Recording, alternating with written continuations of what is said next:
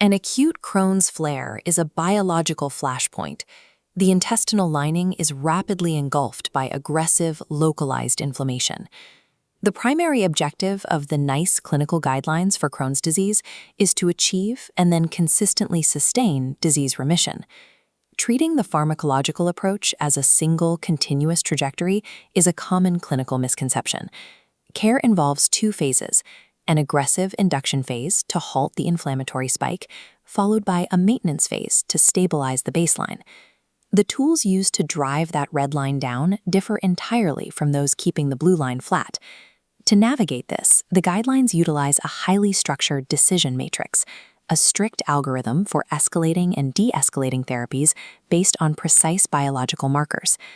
Effective management requires knowing the exact clinical moment to pivot between these drugs, or when to abandon them entirely. This decision tree begins with the most common entry point, a first presentation or single exacerbation. The frontline monotherapy to induce remission is a conventional glucocorticosteroid. For children with growth concerns, enteral nutrition serves as the primary alternative. If conventional steroids are contraindicated or the patient cannot tolerate them, the next option is budesonide. Budesonide requires a strict anatomical match. The disease must be localized to the distal ileum, the ileocecal valve, or the right-sided colon. Aminosalicylates is a tertiary alternative, considered only if steroids and budesonide fail or are intolerable. This tier operates under strict constraints. Neither budesonide nor aminosalicylates can be offered for severe presentations. Furthermore, azathioprine, mercaptopurine, and methotrexate are explicitly prohibited as monotherapy for inducing remission. The induction phase is a blunt instrument designed for rapid symptom control. The moment a patient begins induction, the clinician must plan their exit strategy. This section of the matrix shows the triggers for escalation. Treatment must advance if a patient suffers 2 or more inflammatory flares in a 12-month period, or if their glucocorticoid dose cannot be tapered. To force induction, clinicians add an immunomodulator, specifically azathioprine or mercaptopurine, alongside the steroid.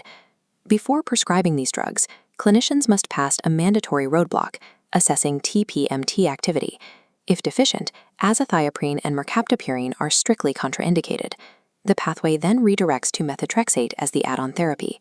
Even if a patient shows normal TPMT activity, the guidelines mandate strict continuous monitoring for neutropenia in anyone taking thiopurines.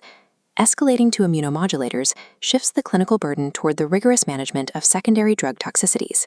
The clinical ceiling is defined as severe active Crohn's, characterized by weight loss, fever, and severe pain. This typically corresponds to a Crohn's disease activity index score of 300 or more. This part of the pathway introduces the apex therapies for severe refractory disease, the biologic TNF inhibitors, infliximab and adalimumab. Infliximab holds a distinct role in treating active fistulizing disease that hasn't responded to conventional antibiotics or immunosuppressants.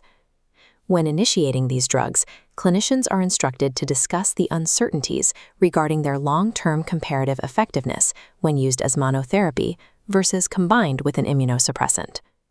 Notice the strict time constraint on this node. Biologics operate on a hard 12-month trial and withdrawal cycle.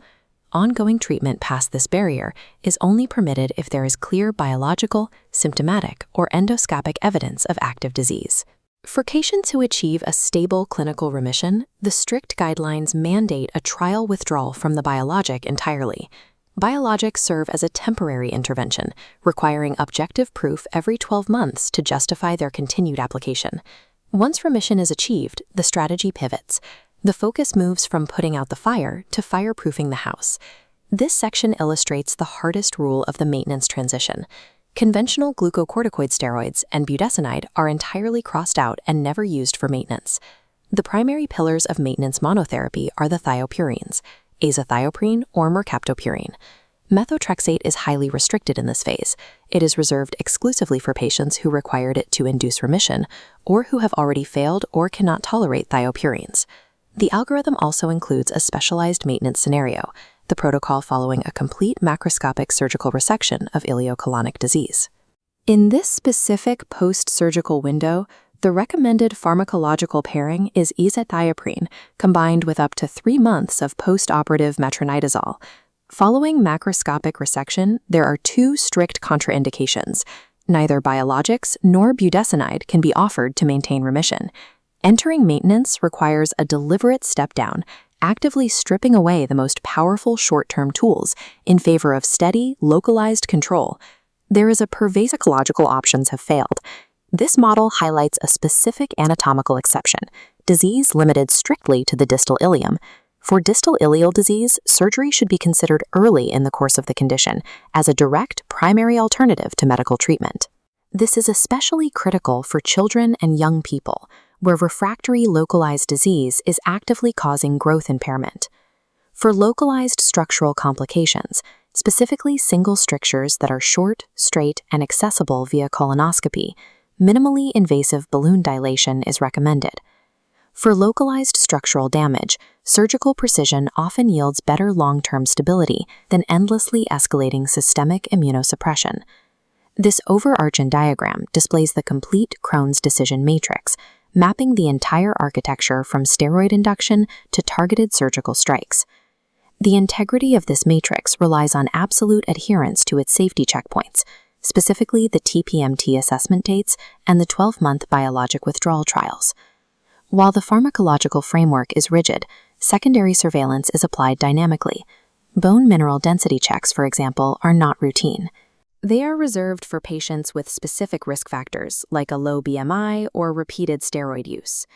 The guidelines also dictate rigorous cross-specialty communication, particularly regarding the impacts of the disease and its treatments on fertility and pregnancy. Behind this complex flowchart is a patient navigating a highly volatile condition. Mastering the NICE guidelines means transforming a dense web of pharmacological risks and surgical options into a clear, predictable pathway back to a stable baseline.